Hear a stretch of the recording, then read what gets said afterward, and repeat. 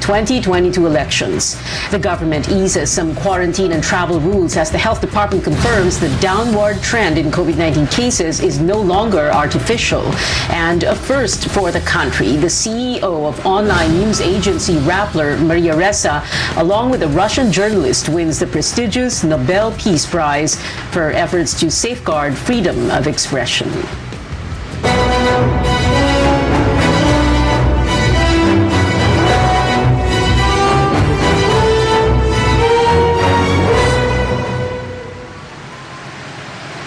The Commission on Elections wraps up the filing of certificates of candidacy for the 2022 polls. For the past week, we've seen political veterans, the unexpected tandems, familiar faces, newbies, and even ordinary Filipinos with interesting platforms, all of them formalizing their bids for public office. Today's biggest surprise, though, was from a faction of the ruling party, the PDP Laban, Senator Bato de la Rosa running for president. Our Tristan Nadalo joins us live from Sofitel's Harbor Garden 10. Tristan, tell us more about this.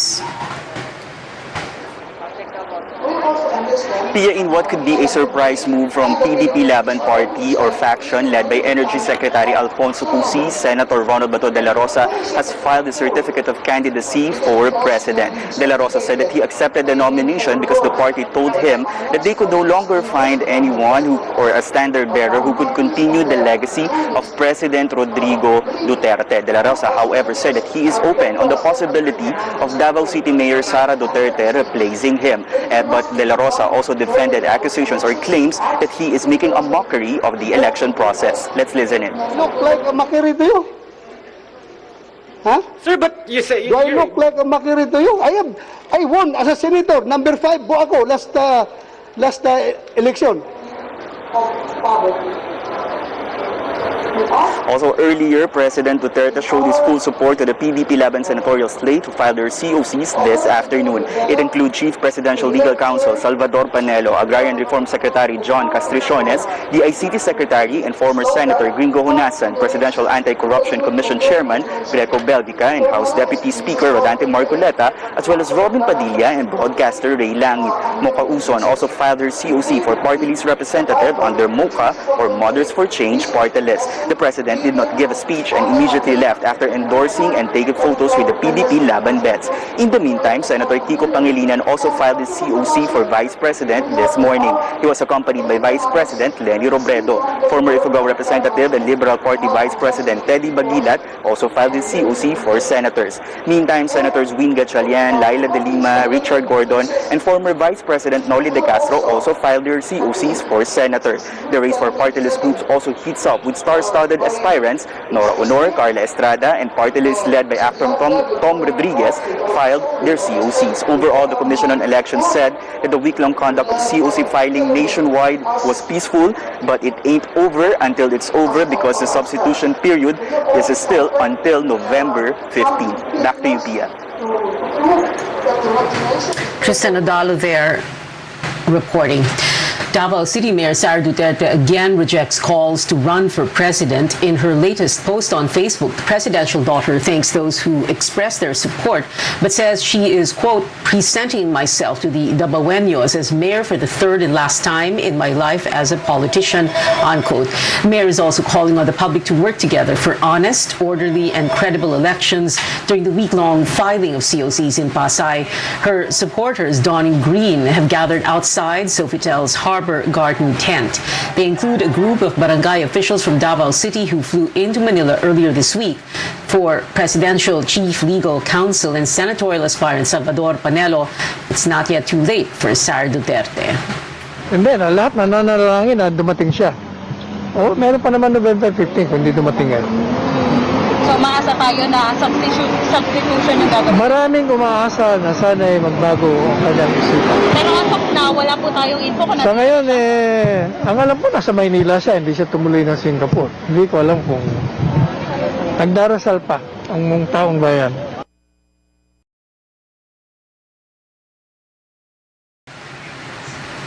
expect surprises or last-minute changes if aspirants make use of the substitution option. Now, how does that work? First, there's what the COMELEC calls voluntary substitution, where an aspirant gives way to a fellow party member. Take President Duterte, for example. He was able to run for the top post in 2016, even if he submitted his COC a month after the deadline. He substituted for party mate Martin Dino. Dino filed his COC as PDP Laban's presidential nominee but withdrew. There is also involuntary substitution, which can be applied if a candidate dies or gets disqualified. A relative who shares the same surname may jump in until noontime of election day. The COMELEC says the substitution option is not available for aspirants running as independents. Analysts believe it is time to scrap the substitution system, describing it as deceptive.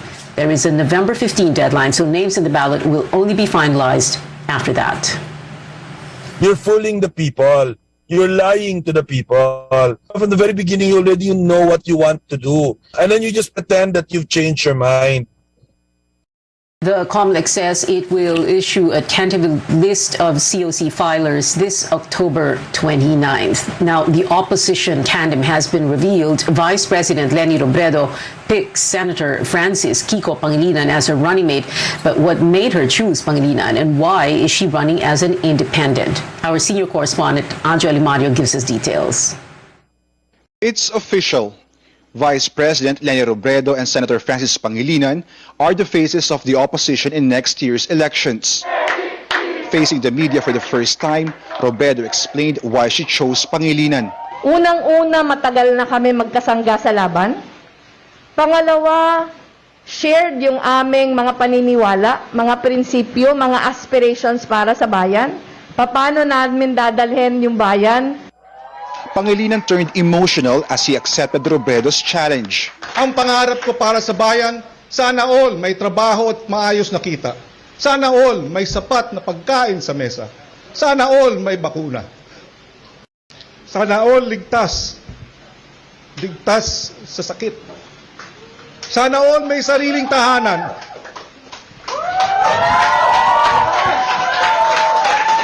Sana all makapagtapos ng pag-aaral. Robredo is running as an independent but clarified she's not leaving the Liberal Party. Running for independent is our symbolic way of showing na bukas kami sa pakikipag-alyansa sa maraming mga partido. Pink dominated the digital space yesterday, overwhelming Robredo herself. Why the particular color? She says it's become a symbol of protest. Ang nilalabanan natin ngayon, hindi lang yung pagbabalik ng anak ng diktador, pero ang nilalabanan natin ngayon, masamang pamamahala, na siya yung nagiging sanhi ng mga problemang pinagdadaanan natin ngayon, yung bulok na klase ng politika, na paulit-ulit nangyayari sa atin ngayon. The presidential hopeful points out color doesn't define a person but one's choices. The tandem will reveal its senatorial slate next week, but has so far named re-electionist Senators Risa Ontiveros and Laila De Lima, former Senator Sonny Trillanes, former Congressman Teddy Bagilat, and human rights lawyer Shell Jokno. Robredo says the idea is to get from different groups and political parties. As to the future of unity talks, While our lines remain open, yung focus na ngayon is uniting, hindi yung mga principals, pero uniting yung taong bayan. Robredo admits Isko Moreno's stance on the Marcos family in a way affected her decision to run, stressing that the Marcoses are non-negotiables for her. Moreno has said he admired the late dictator at some point for being a visionary, but added that martial law must never happen again. Last year, President Duterte threatened Robredo that he'll make her presidential run a nightmare. Her response, it's no longer her problem. She also tells the president to just focus on the pandemic. Anjo Alimario, CNN Philippines. Moreno, in response questions if Robredo proceeded with her presidential bid on the basis of the Marcoses, he also hit the vice president, saying she cannot speak of unity considering she's running as an independent and not under her own political party. Robredo is chairperson of the Liberal Party. Coming up on Newsnight, a tropical depression is bringing rain to parts of the country. Find out which areas are affected. And we get up close with Senator Bato de la Rosa, who filed his certificate of candidacy for president just this afternoon. He joins us live when we return.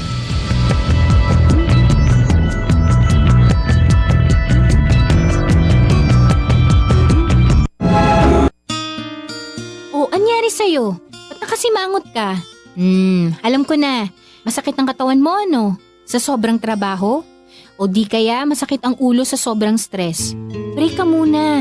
Hinga ng malalim at imasahe ang ulo mo gamit ang Herbalaya Liniment Oil. Ako rin ganun eh. Kaya pag mataas ang tensyon sa trabaho, mag-Herbalaya break ka muna. Herbalaya Liniment Oil. Amoy na kaaya-aya. Sa bawat pahid ay ginhawa.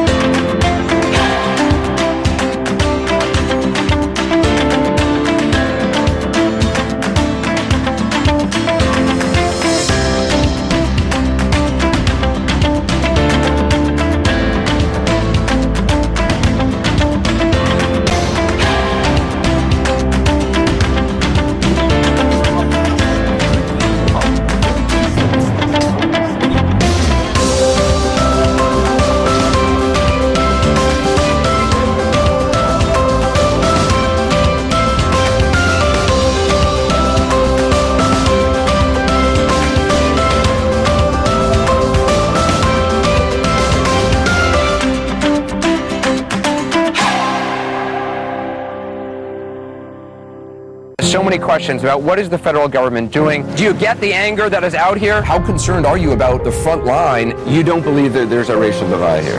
Looking back, as president, did you tell the story of race in America enough, do you think? All the places I've been and all the things I've seen, all the people I've talked to, I carry with me.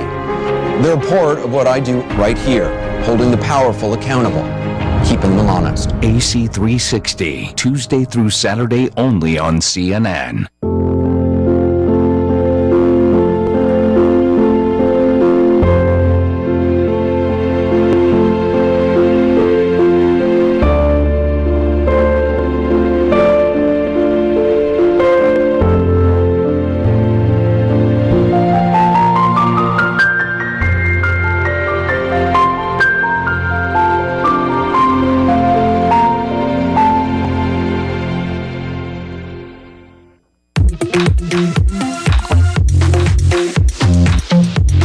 We're back.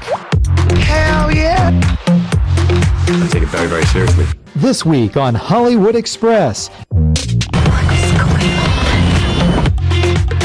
F9 is already a record breaker.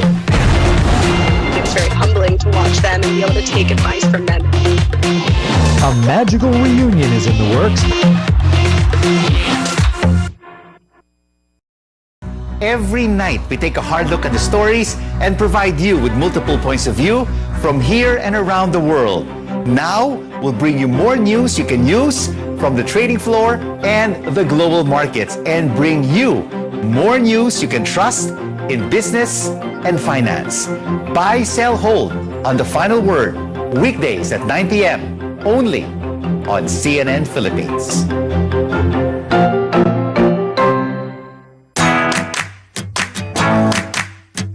Another day filled with linamnam awaits us. Amoy pa lang, it already catches my attention.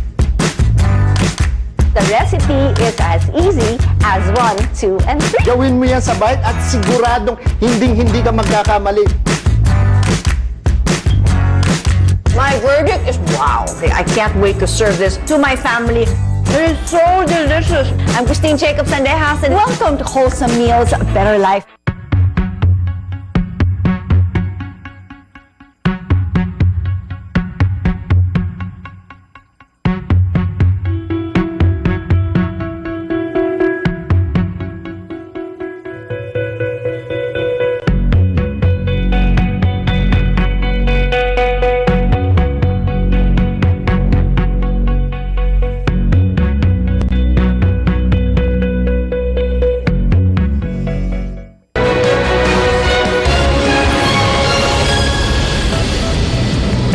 Welcome back to Newsnight, where we go above and beyond the headlines. Pag-asa forecasts rains in parts of the country because of Tropical Depression Maring It was last spotted east of Catarman in northern Samar. The Weather Bureau says storm signals are unlikely to be raised and that Maring may weaken in the next 24 hours, but it may merge with a tropical cyclone still outside Philippine territory. Maring will bring light to moderate with at times heavy rains over Bicol, eastern Visayas, Caraga, Cebu, and Bohol. Moderate to rough seas also expected in those areas. Continuous rains have triggered a landslide in Maasin City in southern Leyte. Clearing operations underway after the landslide damaged a portion of a road in Barangay Hantag.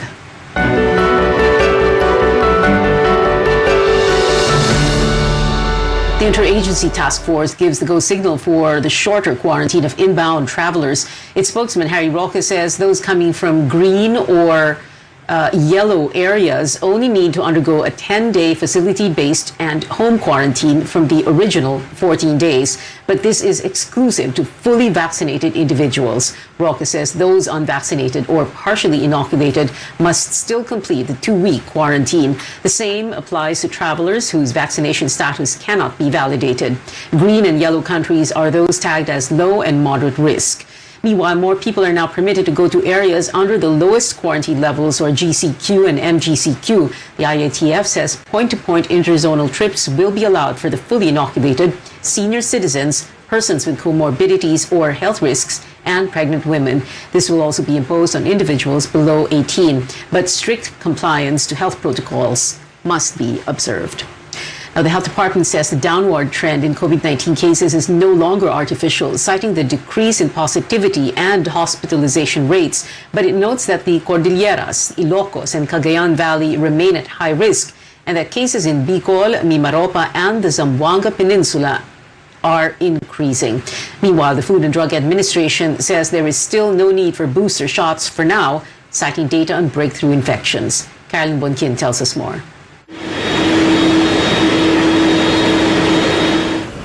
Over 2.5 million Moderna and AstraZeneca COVID-19 vaccines were added to the country's supply Friday. Much needed as the government moves to vaccinating the general population, including those aged 12 to 17. We are allocating more or less 45,000 to 50,000 muna initially for the pilot. But none is reserved yet for booster shots. On Wednesday, the vaccines are hinted on giving health workers booster shots anytime between November and January. But Health and Food and Drug Administration officials are on the same page. It's not yet time for booster shots. Wala naman tayong nakikita na nagwe-wane yung protection ng mga vaccine, no? Wala naman tayong nakikitang pagdami ng nagkakaroon ng breakthrough infections through time. Napag-aralan na po ng ating mga eksperto itong booster doses or third doses. Nakita po dito sa mga pag-aaral na sinagawa na wala pa hong sapat na ebidensya para magbigay tayo ng third doses sa ngayon. FDA's latest data show breakthrough infections account for less than 1% of the fully vaccinated. 516 COVID cases and 14 deaths out of 20 million. Majority had Sinovac and are aged 18 to 39. Kaya yung nakikita rin naman natin breakthrough infection, reflective din naman no, on the proportion ng vaccines. Walang namamatay dito sa 18 to 39 age group ng mga vaccinated. Kahit 5% lamang yung senior citizens na nagkakaroon ng as percentage of the breakthrough infections, all the deaths are almost coming from the senior citizens. This is only based on community reports to the FDA. Breakthrough infection refers to COVID infection 2 weeks after a person completed the vaccination. The health department says it also did a survey among 10,000 health workers. While 90% wanted a booster, only half are willing to take it without experts' recommendation. Hindi sarado ang ating, hindi tayo sarado sa booster. We also would like to recommend that, but we need to complete the evidence. Several countries like the US already give booster to people with compromised immune system. There were already reports of waning efficacy of vaccines like Sinovac, Pfizer, and AstraZeneca at about 6 months. If that's really the case, infectious diseases expert Dr. Regine Solante tells CNN Philippines there could be an uptick on breakthrough infections by the end of the year. Caroline Bonkin, CNN Philippines. Government officials are upbeat on the continuous arrival of COVID-19 vaccines. The vaccine czar says the country is receiving about 1.4 million doses every day. Officials are urging local governments to encourage constituents to take the vaccine. Here's what Carlito Galvez had to say about calls to let LGUs purchase their COVID-19 shots directly from manufacturers. Dapat malaman ng LGU, we have enough vaccine. Hindi na kailangan bumili. Bumili na lang sila ng syringes, yung tuberculin syringes. Kasi bumabaha na yung vaccine natin, bakit pa tayo bibili? Makukuha tayo niyan. Ang ano natin, tsaka unang-una, walang manufacturer na gusto na diretsyo. Gusto nila yun sa gobyerno kasi mas mabilis. Ang ano natin siguro, magkaroon tayo ng programa, maybe 2022. Pero sa ngayon, marami na po tayong vaccine. 33 million nasa stockpile natin, nasa warehouses ng LGUs at ng CHP. Galvez adds he's hoping that half of the population will be vaccinated by the end of the year. A big step towards COVID-19 vaccines for younger children in the United States. Pfizer seeks emergency use approval from regulators to administer shots to kids aged 5 to 11 years old. CNN's Mandy Gaither has more in today's Health Minute. If authorized, it would be the first COVID-19 vaccine for younger children. Pfizer officially applying for emergency use authorization for kids ages 5 to 11. This is an important development. The FDA has scheduled time to review the Pfizer data October 26th. That would be followed by consideration by the CDC.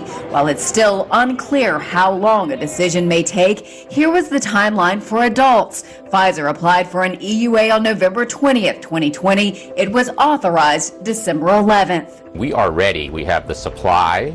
We're working with states to set up convenient locations for parents and kids to get vaccinated, including pediatricians' offices and community sites. Pfizer says in trials, more than 2,200 children were given 1/3 of the dose adults get. The company found its vaccine safe and generated a robust antibody response. But officials know they're continuing to contend with vaccine hesitancy. I would anticipate that as parents and their children have questions of their pediatricians and other local health professionals, and they get those questions answered, that more and more parents and kids will want their kids to get vaccinated. For Health Minute, I'm Mandy Gaither.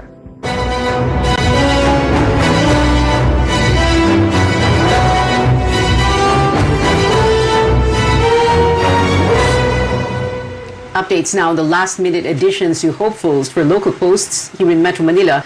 Marcy Teodoro filed his certificate of candidacy today, gunning for his third and final term as Marikina City Mayor. Teodoro will face off against the city's first district representative, Bayani Fernando, who was previously mayor from 1992 to 2001. The two were once longtime allies, but their cooperation turned sour when Teodoro complained of Fernando's encroachment in a portion of Marikina River that the former believes contributes to flooding in the city. In Manila, retired police officer Elmer Hamias joins the mayoralty race known as the Barako ng Maynila. Hamias ran for vice mayor in 2019 but lost to Honey Lacuna, who is also gunning for the city's top post next year. The daughter of former Manila Mayor Alfredo Lim hopes to follow in his footsteps. Cristina Lim Raimundo filed her certificate of candidacy today for mayor with Lucy Lapinig as her running mate. Now over in the region, Cebu Governor Gwen Garcia formalizes her re-election bid. Garcia will go up against former Tourism Secretary Joseph Ace Durano, who criticized her pandemic response efforts. She shrugged off the criticism, saying Durano only made noise when election season neared. Garcia was previously Cebu Governor from 2004 to 2013. In Albay, Legazpi City Mayor Noel Rosal will run for governor of the province. Rosal will challenge incumbent Governor Al Francis Bichara, who is running for his third and final term. Rosal's wife, Geraldine, also filed her COC, aiming to succeed him as mayor. When we return and up close with presidential aspirant Senator Bato de la Rosa, we'll be right back.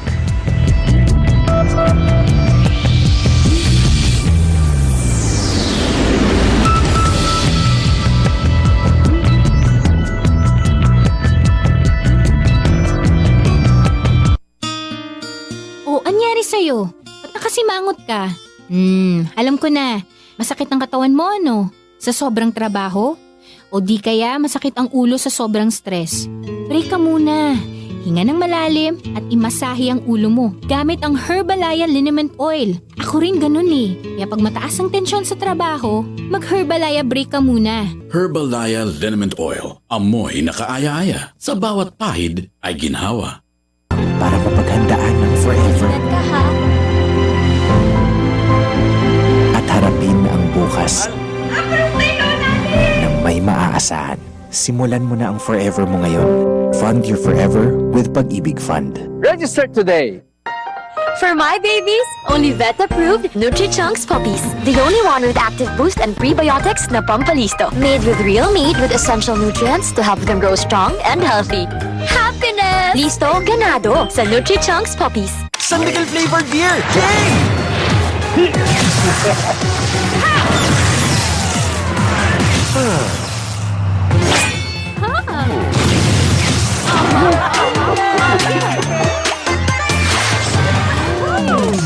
Ang magmahal sa kaaway, mas matamis ang buhay. Make life sweet with San Miguel flavored beer with the deliciously refreshing flavors of apple, lychee, and lemon with just the right beer buzz. San Miguel flavored beer. Bili na sa suking tindahan.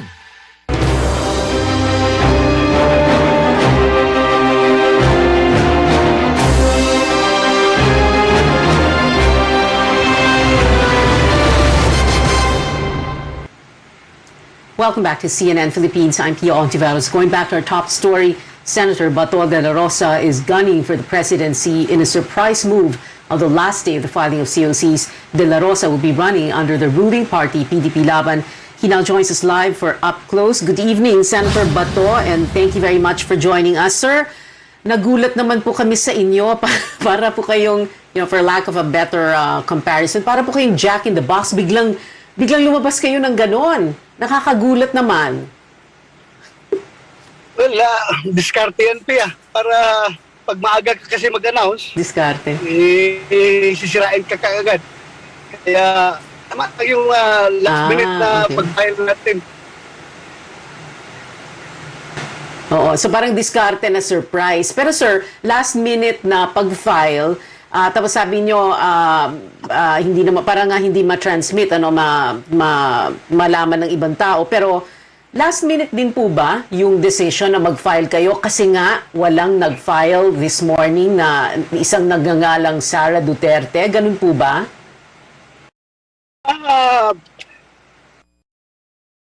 Kami kinukonsider naman ng partido, pero wala pang final decision na gawa ang partido kung sino talaga sa amin.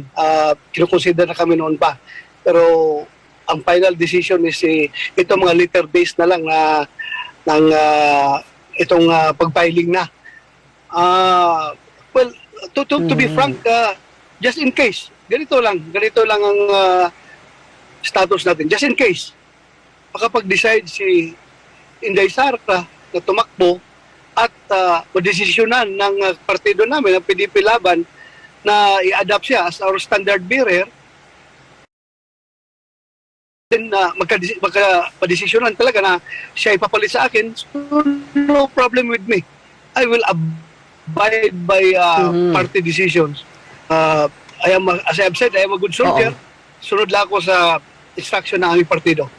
So ngayon, pinatakbo ko ng partido, so this kanina, is the decision of the party na tumakbo. Yes. Well, Senator, so kanina lang po kayo sinabihan na Bato, mag-file na kayo ng COC for President kasi hindi magfa-file ngayon si Sara. Kanina lang po ba kayo sinabihan, sir, na mag-file na po kayo kasi hindi magfa-file si Sara?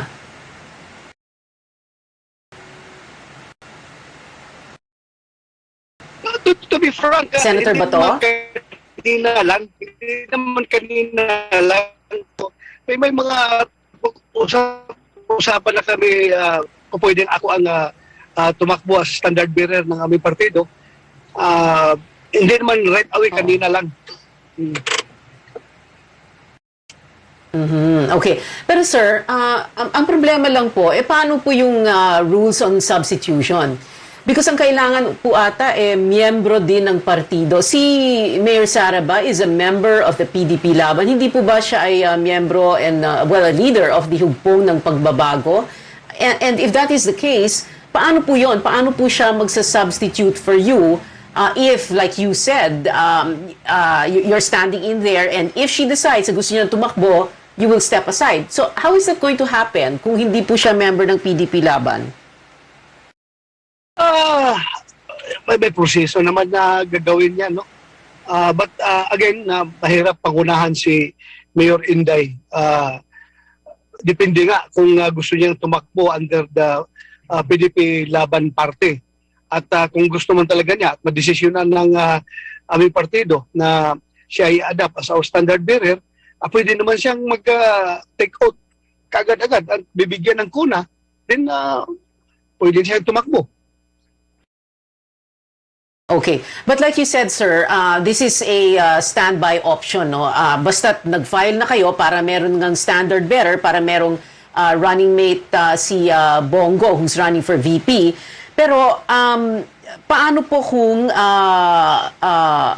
matutuloy na nga? Paano po kung you will end up running for president because Sara Duterte will decide na, no, I'm not going to run for president and I want to run for mayor of Davao City? Well, in that case, kaya ako nag-file because I am running for the presidency. So, in that case, bakit? Aatras ba ako? Hindi ako atras kung ganun. Andito, I am decision na yan ng partido namin na ako magiging standard bearer. Tuluyan ko na ito. Okay. Tuluyan natin. Okay, so itutuloy nyo. Tatakbo kayong presidente for as the standard bearer of the ruling party, the PDP Laban, if Sara does not change her mind about running for president. But at the same time, syempre, meron pa rin chance na hindi po kayo mananalo. So, and kung hindi kayo manalo, madali naman pong bumalik sa Senado dahil tumakbo lang naman po kayo noong 2019. Hindi po ba? So, all you need to do is return to the Senate and finish your term until 2025. Is that correct, sir? Yes, gano'n naman talaga maging senaryo. Manalo tayo, okay. matalo, may senador pa rin naman ako. Oo, that's right. Senador, and you won in 2019. You came in number 5. You had 19 million votes. And maybe that is what is giving you that confidence. No? But sir, now, the question here is, if you win, tuloy po ba yung drug war as President Duterte had run it? No? When you were Chief PNP, you were the first Chief PNP of President Duterte from 2016 June hanggang 2018. Tuloy po ba yon as it is, as it was? Would you also want to reinstitute yung Oplan Tokhang, which was very, which turned out to be very controversial? Well, alam mo, Pia, the reason why our party made the decision for me to run, dahil ang sabi nga ng aming partido is that walang ibang pwedeng makapagpatuloy sa legacy ng Duterte administration, kundi ako, yung droga, laban sa droga, yung sa krimen, sa corruption, sa terorismo, sa anti-insurgency. Ako ang napusuan na, napili nila na magpapatuloy. So, kung suswertehin tayo, ituloy natin yan. Yung problema sa NPA, pilitin natin matapos yan. Yung problema sa droga, pagsisikapan natin kung merong mga kailangang refinement na gagawin sa ating mga policies, din gagawin natin yan. Basta hindi tayo hinto sa ating laban sa droga, krimen, insurgency, terorismo at korupsyon. Kasi yan naman ang rason bakit ako pinili ng partido para ipagpatuloy ang nasimula ng ating Pangulong Duterte. So tuloy ang Oplan Tokhang, tuloy ang the fight against the communists to defeat the communist insurgency, tuloy ang NTF-ELCAC, for example, which is another very controversial feature of the Duterte administration. Pero tuloy pa rin po yung ICC probe, hindi po ba? Is that something on your mind at the moment, Senator Bato? Well, Pia, hindi naman siguro ako masabi natin na walang bayag. Ginawa namin yon para sa kabutihan ng ating bansa, para matahimik ang ating bansa, para ang mga anak ninyo ay makakapaglakad sa kalsada ng hindi namumulistya, para makatulog kayo ng mga himbing tuwing gabi, na walang akyat bahay na akyat sa bahay nyo na under the influence of drugs. Ginawa namin yun. So, kung meron man kami kakaharapin na problema, well, andito ako, hindi ako tatakbo. Haharapin ko yan. May bayag tayo, ginawa natin yan, so harapin natin yan. So, ganun lang po yun. Okay. Kung sasabi, Senator Bato, maraming nagsasabi yes, na the other... mali yung... Ha? Sorry, please go ahead. Marami nagsasabing mali ang... Yeah, kung marami nagkikriticize na mali yung ginagawa nating war on drugs, marami rin naman ang nasasayahan. Marami rin nagpapasalamat sa ginawa nating war on drugs. So bakit natin ihinto? Okay. Well, Senator Bato, of course, bukod sa malaking problema sa drugs, sa drug war sa Oplan Tokhang, meron pang isa pa pong napakalaking problema, sir, and I hope you can still hear me, yung pandemic, no? But we're going to continue this discussion in just a bit. Babalikan po natin si Senator Bato de la Rosa after the break. We'll be right back.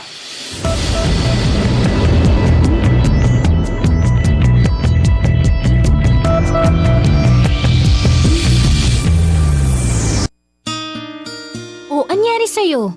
Ba't nakasimangot ka? Alam ko na. Masakit ang katawan mo, ano? Sa sobrang trabaho? O di kaya masakit ang ulo sa sobrang stress? Break ka muna.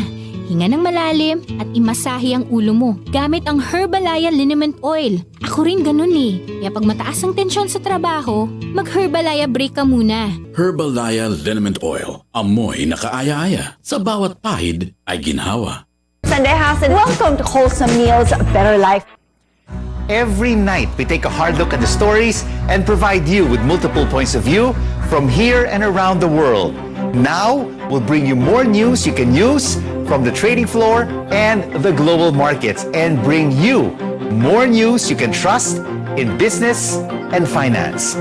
Buy, sell, hold on The Final Word, weekdays at 9 p.m. only on CNN Philippines.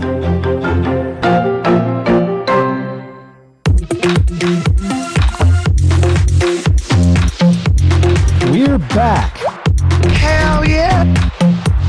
I take it very, very seriously. This week on Hollywood Express. F9 is already a record breaker. It's very humbling to watch them and be able to take advice from them. A magical reunion is in the works.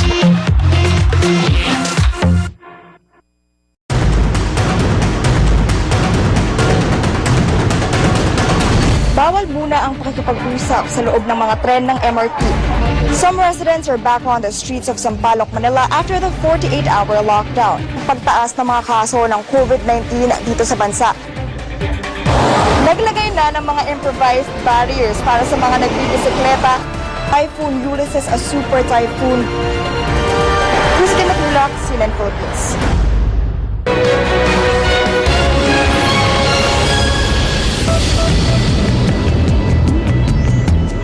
Welcome back to CNN Philippines. You're still watching our up-close segment with former Senator Bato de la Rosa, who just this afternoon filed his certificate of candidacy to run for president under the ruling party, the PDP Laban. Senator Bato, kanina ang tanong ko po, syempre malaking problema yung drug war, the war against crime also, but ang pinakamalaking problema na talagang the next administration will have to take the bull by the horns, so to speak, is the pandemic. So, ano po yung plano ninyo para sa pandemya? Paano po yung government response to the pandemic, Senator Bato?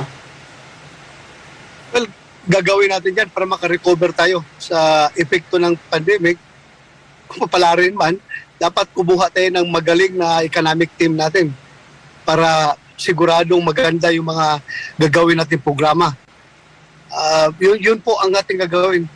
Hindi tayo kukuha ng mga economic team na mahina. Dapat yung malalakas para gaganda yung takbo ng ating bansa economically. As I have said, hindi ko forte yung ekonomiya. Hindi ko forte. Ba yung kukunin nyo para i-handle yung pandemic? Hindi naman si Doki lang ang magaling. Marami pa naman dyan. marami pa naman dyan. So, pwede naman siguro tayo kumuha ng mga galing na health experts na para tumugon sa problema ng pandemya, di ba? Aha, okay. Senator Bato, I remember the day after the elections na interview ko po kayo and tinatanong ko po you said that kung merong, and I paraphrase, no, kung merong mga seminar diyan na pwede kong i-attendan, I will go to those seminars, etc.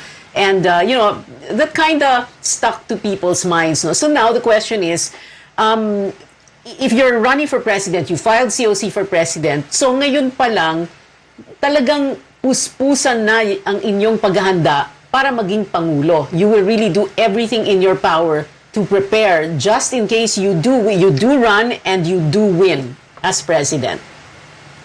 Yeah, kailangan talagang mag-prepare ka. Pero Pia, you have to take note na yung sinabi ko na kailangan ko magpa-train dahil nga, legislation is a new world for me. I have been with the executive branch of government in my whole life. First time lang ako, bago lang ako nalipat sa legislative. So, ito naman pagkapangulo ay more on execution of laws, more on administration. So, I think hindi na ako ganong mahirapan. Hindi ako mahirapan. Doon lang ako nahirapan sa pagiging senador. Okay. Dahil nga, Mahirapan po. bago sa akin yun, bago. Oo. Mahirapan po ba kayo, Senator Bato? Halimbawa, President Bato na po kayo, no? Tapos, syempre, ang may Senado. Ngayon kasi, nag-iimbestiga ang Senado sa mga umano'y anomalya sa pandemic response funds, no? At sabi nga ni Presidente Duterte, ayaw niya na sumabak dyan yung mga cabinet officials niya. Is that how you will also handle the way the Senate is investigating the executive's handling of the pandemic response funds? Anong tanong mo, Pia? Hello? I'm sorry, sir. What did you say? Yeah, hindi niyo po ako narinig. Yeah, hindi klaro yung tanong. Paki-ulit, please. Okay. Oo, kasi sasabi nyo kanina, hindi kayo mahihirapan sa executive kasi nanggaling naman po kayo doon, nag-chief PNP po kayo. So kung babalik kayo sa executive, maging President Bato de la Rosa kayo, how will you handle Senate investigations into the government's pandemic response? Well, I understand perfectly well about the principle of separation of powers. It is enshrined in our Constitution. Iba yung trabaho ng executive, ibang trabaho ng legislative, iba ang trabaho ng judiciary. So, irerespetuhin ko yan, yung separation of powers. Kasi, that is very important. Yung doctrine of checks and balances ay dapat mananatili yan. Kaya, I know how to deal with it. Okay, well, that's very good to hear. And Senator Bato, isang pahabol na lang and very brief answer from you. Ano po yung pangalan na nakalagay doon sa Certificate of Nomination na ginawa ni Secretary Cusi? Pangalan niyo po ba yun nandun or pangalan ni Sara Duterte or ibang pangalan? Hindi ba pwede yan? Hindi matatanggapin ng kumilik yan kung pangalan ng ibang tao nakalagay doon tapos mukha ni Bato ang yung original, sir, yung una. Oo. Anong una? Yung una, kasi 'di ba meron daw certificate of candidacy, may pangalan na sana eh. Tapos ayaw pa sabihin ni Al Cusi kung sino 'yon. So sino 'yon? Kaninong pangalan 'yon? Sige na sir, sabihin niyo na. 1 minute to go before we exit. Ako 'yon. Ikaw, Sabi nga ni Secretary Cusi, meron siyang surprise na candidate. So ako 'yon. Na-surprise na silang lahat. Okay. So kayo yung kayo po yung humindi dati? Ganun ba? Kasi sabi niya before, a few days ago, kasi ayaw nag-decline eh. Sino yon? Sino yung nag-decline? Kayo po ba yon? Ay, hindi ako yun. Hindi ako yung nag-decline. O iba. So sino yon? Si Sara yon? Sino po yon? I don't know. I don't know kung sino yun. yun. Dali. You don't know? Sige. Hindi ko alam. Okay. Anyway, Senator Bato de la Rosa, Senator Bato de la Rosa, sir, thank you very much for joining us here on Up Close on Newsnight. Salamat po, sir. Create more livelihood opportunities for Filipinos even beyond the COVID-19 pandemic. That is the long-term goal of a diversified conglomerate with its programs. Over 200 residents of the San Miguel Christian Gayeta Village received their paychecks from the Dole Tupad program after completing temporary work. But San Miguel Corporation, in partnership with the government, is hoping to help them find housing and stable income to last even after the pandemic. Ang atin pong programang pabahay dito sa pamumuno ni Ginoong Ramon Ang ng San Miguel Corporation ay hindi natatapos sa pagpapalipat lamang ng mga residente sa baybay dagat ng laylayan ng Sariaya, Quezon. Ito po ay may kasamang pangkabuhayan. Kagaya nitong event natin ngayon, meron tayong Tupad payout. Isa sa mga programa ng gobyerno yung pagbibigay ng tulong pangkabuhayan para sa ating mga displaced workers. So, ito po ay na-access natin. SMC also encourages individuals to avail of TESDA's free skills training programs, including hog raising and organic farming, with the grand opening of San Miguel Market next week, where farmers and fishermen can sell their goods. The conglomerate hopes to equip residents with skills to live sustainably. And before we go, this breaking news at this hour: this year's Nobel Peace Prize goes to a pair who fought for freedom of expression, and one of them, our very own, Rappler CEO Maria Ressa, was awarded the honor for defending democracy and press freedom. The organization cited the publication's close coverage of Duterte's anti-drug campaign and efforts to expose abuse of power. Ressa received the accolade alongside Russian journalist Dmitry Muratov, who founded a similar news company. Ressa is the first Filipino to win the prestigious award. Previous winners include Nelson Mandela, Martin Luther King Jr., Lech Walesa, Mikhail Gorbachev, and 4 U.S. presidents. 78 days left before Christmas, and that is it for now. Thank you for watching. I'll see you again at 7 for News.ph. I'm Pio Ontiveros for Newsnight, where we go above and beyond the headlines.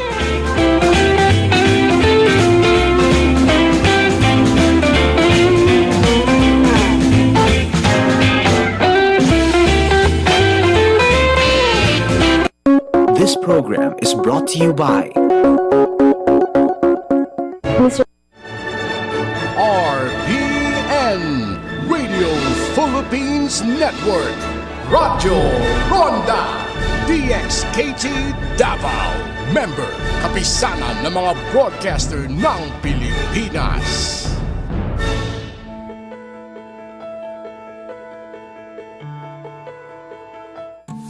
Many of us have heard about ADHD, Attention Deficit Hyperactivity Disorder. Initially first diagnosed in childhood, but it can last into adulthood. It's a mental health condition that affects a person's ability to focus, sit still, and control impulsive behaviors. As a result, one's quality of life can be affected. But with proper education, treatment, and support, adults living with it can manage and thrive. On the program today, we'll discuss how to diagnose ADHD, its misconceptions, and how to manage it. I'm Dr. Freddy Gomez, and this is MedTalk Health Talk, only on CNN Philippines.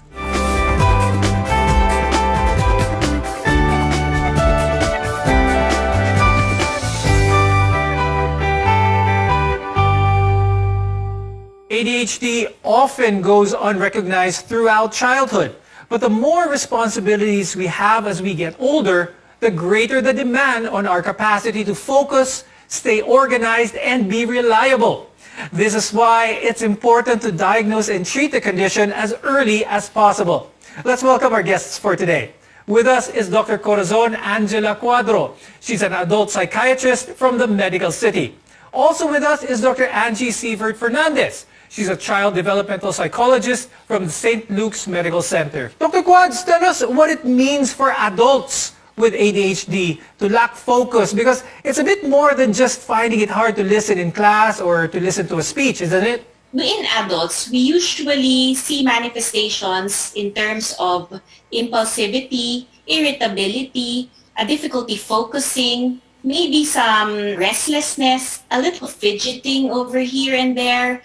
So that's the typical presentation of ADHD in adults. And of course, in terms of how that manifests in the adult life, then that will be seen in occupational functioning, academic functioning, social, in relationships, in activities of daily living like managing of finances, chores around the house, the daily grind. Dr. Angie, could you tell us how it would manifest within a child? At what age would one expect this type of condition to be seen, and how would this progress? What is important for people to understand is just because makulit, malikot, doesn't mean may ADHD na agad. There are things that we have to be looking at also. Okay, how many of these symptoms do they manifest? They have to manifest as children at least 6 of the listed symptoms. Plus, it has to occur in 2 settings. Hindi lang sa bahay, hindi lang sa school, hindi lang sa parties, but at least in 2 settings, it occurs consistently. Okay? Kasi minsan, Dr. Freddy, may tendency na di nakafocus, malikot, ay may ADHD yan. But it goes more, it goes beyond that. Aside from some of the symptoms that you mentioned, how ADHD can present in adulthood, are there other practical applications where we could see that there could be a possibility of a diagnosis of ADHD? Let's go with, let's say, for example, career choices, or maybe how well they have stability in their life. Could this be a telltale sign of ADHD? You know how sometimes there are career choices that don't fit that. So there would be obvious bothersome symptoms that way. For example, some find that they don't fit well with some patients with ADHD find that they don't fit well with a desk job.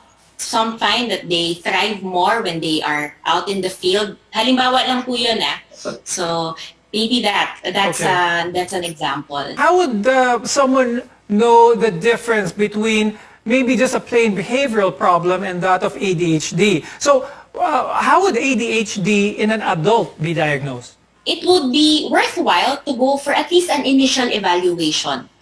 Say with your trusted psychologist, psychiatrists, family doctors. You know what we work with often? School guidance counselors, college or university faculty or administrators, and human resource staff, because they do pick up some of the possible symptoms that would warrant at least an initial evaluation or screening. What are some of these factors kaya that could affect someone to develop ADHD early on? The research will tell us that genetics might be is a factor. There's a genetic link when it comes to ADHD.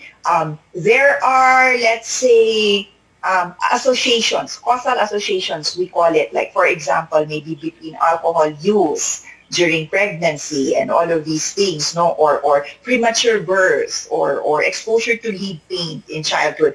These are some things that may be causal, but are not definite yet. And when it comes to managing or lessening the exacerbations of the symptoms, Dr. Angie, would you say that it is somewhat more beneficial if the ADHD was spotted earlier? It's always best to diagnose it early. It's always best for early intervention to be provided to our children, because when the people involved in the care of the child have a better understanding that this is something the child has no control over, then it changes the way they relate to the child. Okay, and then it also teaches the child, when you catch it early, you can also make the child be aware of what are the difficulties that he is experiencing. What are these? You can tell them directly what they are. Then you can help the child manage it.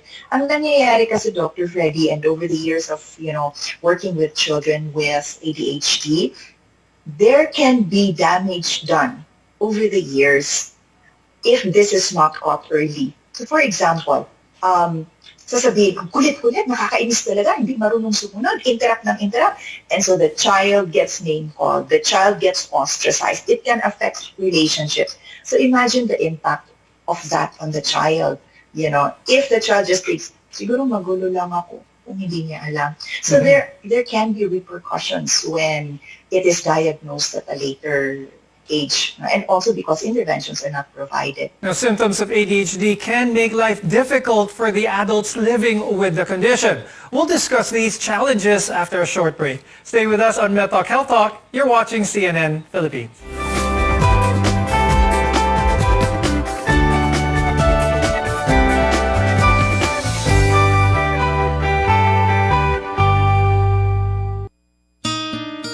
O, anyari sa'yo? Ba't nakasimangot ka? Alam ko na. Masakit ang katawan mo, ano? Sa sobrang trabaho? O di kaya masakit ang ulo sa sobrang stress? Break ka muna. Hinga ng malalim at imasahe ang ulo mo gamit ang Herbalaya Liniment Oil. Ako rin ganun eh. Kaya pag mataas ang tensyon sa trabaho, mag-Herbalaya break ka muna. Herbalaya Liniment Oil. Amoy na kaaya-aya. Sa bawat pahid ay ginhawa.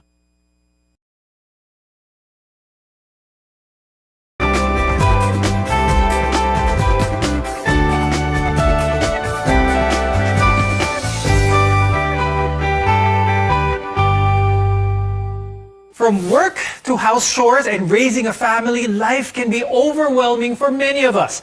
But these aspects of daily life can be an even bigger struggle for adults with ADHD. Today, we'll discuss the complications they face and some of the misconceptions of the condition. I'm Dr. Freddy Gomez. Welcome back to MedTalk Health Talk, your partner in healthcare. Dr. Quads, ADHD can make life difficult for anyone. What are some of the complications that can arise kapag adult na ang isang taong may ADHD?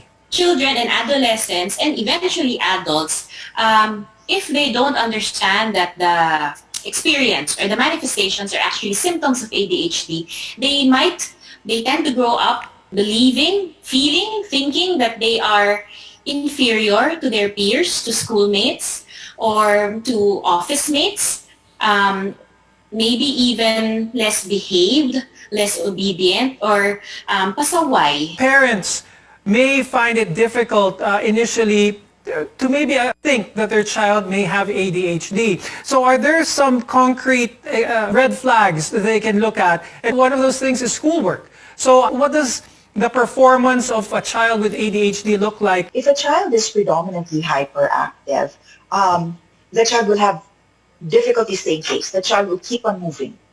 Okay? However, the child can still do some schoolwork. That means cognitive functioning is also still okay. And then they won't see it masyado as a problem. However, when we are working with children with ADHD, there are what we call comorbidities. Some things are likely to happen more with children with ADHD than others. And so what are some red flags? Learning disabilities, that can be one. Okay? Low, sort of like low self-esteem, the way they see themselves, more likely to develop mood disorders, for example, like being sad and depressed or being anxious. These are some things that we can look at also. Dr. Quads, let's clear something up, starting with a misconception that ADHD isn't a real condition. It is a medical condition. It is the most common neurodevelopmental disorder. And we do have diagnostic criteria like Dr. Angie mentioned. Now, another misconception is that many believe that people with ADHD just need to try harder. They think that because those with ADHD can hyper-focus on their interests, they can do so with other tasks if they really wanted to. Dr. Angie, could you explain this for us? I've worked with a number of kids now, and it really breaks my heart because they will say, but I'm trying. I'm doing my best and I can't. And we really have to listen to children. I think that's very important. Listen to your child when they say they're trying and they still can't do it. Because it's not for a lack of trying. It's because it's beyond their control. And when we talk about, Dr. Freddy, about hyperfocus, there are certain environments, there are certain situations that can be highly stimulating, certain activities that can be highly stimulating. And this is when hyperfocus comes in. However, if it's, let's say, the more mundane, less stimulating activities, that's where you see the distractibility really come to the surface. And that's when you're able to say, ay nako, wala, di makafocus. Now, another misconception is that kids will outgrow ADHD, but many adults are living with this condition. Dr. Angie, discuss this a little bit more with me. Is it possible if a child is diagnosed with ADHD, they can outgrow it? They do not outgrow ADHD. Again, we said it's a neurodevelopmental disorder. It's brain-based, it's biological. Once you have it, you live with it for life. However, the difference there would be the ability to manage it better. It may not ever go away. However, your capacity to manage it, to live a good life despite having ADHD, can happen. If you've been diagnosed with ADHD, you can learn to manage your condition and, better yet, thrive. More on this when we return. We want to be your partner for a lifetime of good health. Keep it here on CNN Philippines.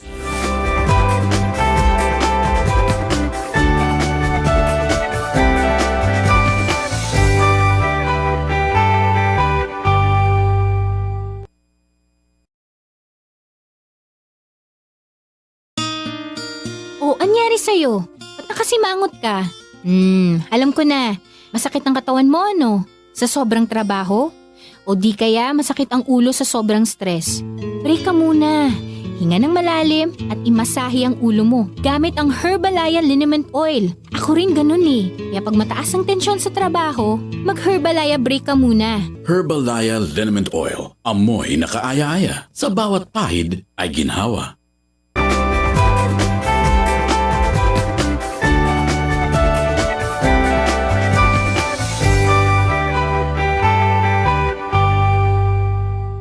I'm Dr. Freddy Gomez, and this is MedTalk Health Talk, where your health comes first. Dr. Quads, I'd like to ask, what are some of the ways to manage ADHD in adults? When we manage ADHD, we will target, the strategy is also multifactorial, multidisciplinary. So a combination of pharmacologic and non-pharmacologic interventions. So we have medications for ADHD, along with cognitive therapy, behavior therapy, lifestyle modification, and enhancing coping techniques. So, combination po siya. Now, Dr. Angie, we heard how ADHD is managed in adults. Pag na-spot ito early on, is this the same type of approach that you go for kids? Again, depending also on the severity, we have to be looking at, are the ADHD symptoms mild, moderate, or severe? If it's mild, okay, let's go for counseling, let's go for occupational therapy, let's go for behavioral therapy,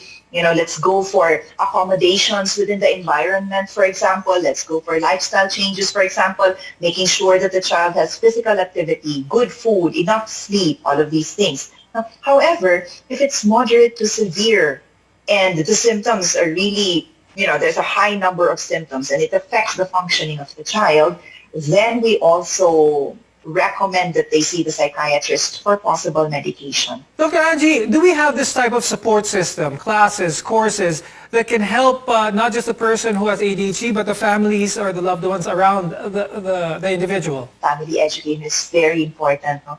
When we do assessments, that's one of my main recommendations, education for the parents and for the other family members, because it makes a huge difference when we understand our children better. And yes, there are opportunities. Like, for example, there's an ADHD organization in the country, and then they have webinars, they have education opportunities for parents, for children, and for siblings, even for teachers and caregivers, other caregivers. So that's possible. Psychological organizations, education organizations, or even medical associations, or centers in hospitals, they have all of these trainings, conferences, and talks for parents that can educate parents. And mismo, us, psychologists, or like Dr. Quads, as psychiatrists, we can also take it upon ourselves to educate the parents and let them understand better how to support their kids having ADHD. Is stigma a problem when it comes to trying to spot or diagnose a child with ADHD early? Yes, it is, because the parents will label the kids generally. Ang kulit, ang gulo, nakakaya naman to. You don't want to bring him to a social gathering. You don't want to, when people are over the house and he's so magulo and he keeps on interrupting. So it matters to the parents and even to the teachers. because the teachers also have a difficult time managing the behavior and can start labeling, can start picking up, calling the attention of the child more often. Now let's talk about medication, because this can also be prescribed for adults with ADHD. And studies show that majority of adults with ADHD who take medication have big improvements in their symptoms. Dr. Quads, what are some of the different types of medication available for those diagnosed with ADHD? The most useful medications for ADHD are what we call stimulants. It might seem counterintuitive. Right. So why are we giving stimulants for a hyperactivity disorder? But that actually reflects our understanding of ADHD as a medical disorder. ADHD is not a matter of kulang sa focus or hyperfocus. It's precisely that. It's a hyperfocus, kulang sa focus. It's a dysregulation. Okay, or an irritability, yung likot. So generally, it's a problem with the regulation. So accordingly, in terms of medications, our stimulant medications or ADHD medications in general target to help regulate those cognitive functioning. Dr. Quads, are there any significant side effects that viewers should be wary about when it comes to medications for ADHD? So you could imagine something like a caffeine effect, palpitations, some disturbance with appetite. Okay, but other than that, I would like to take this chance to address the most frequent concern with ADHD medication, which is are ADHD medications habit forming or addictive? While there may be that risk for addiction, especially with, say, for example, the amphetamine-like substances or stimulants, this risk is very, very manageable. Okay, especially because we work closely with our patients, or our families work closely together. So the risk for dependence is very much controlled and closely monitored. But I'd like to just remind our viewers that no two adults with ADHD are the same. So don't think that the medication for one, what is prescribed for one, would work on someone else with ADHD. So the take home from this is work with your doctor to find a treatment plan that suits you best, whether it be medication, therapeutic, or a combination of both. Dr. Angie, before we go, do you have any additional tips for managing ADHD? One of the most important for me, is looking at the child as a child. First and foremost, he is a child. ADHD is just a condition. So he's a child with ADHD. And he is also struggling. He is trying. He's having a difficult time. And what we need to do is understand, listen, and support our children the best way possible. And we can do this by seeking help if we are unable to do it ourselves at home. And Dr. Quads, any advice for those adults who may have or who do have ADHD? What we aim to do is to streamline management per patient.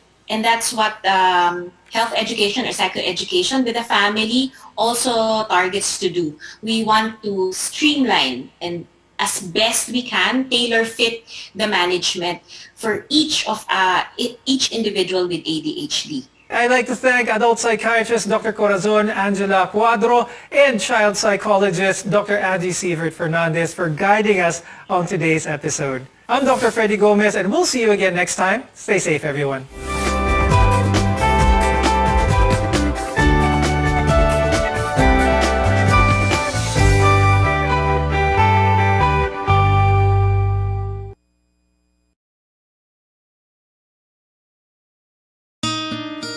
O, anyari sa'yo? Ba't nakasimangot ka? Alam ko na. Masakit ang katawan mo, ano? Sa sobrang trabaho? O di kaya masakit ang una? Hinga ng malalim at imasahe ang ulo mo gamit ang Herbalaya Liniment Oil. Ako rin ganun eh. Kaya pag mataas ang tensyon sa trabaho, mag-Herbalaya break ka muna. Herbalaya Liniment Oil. Amoy na kaaya-aya.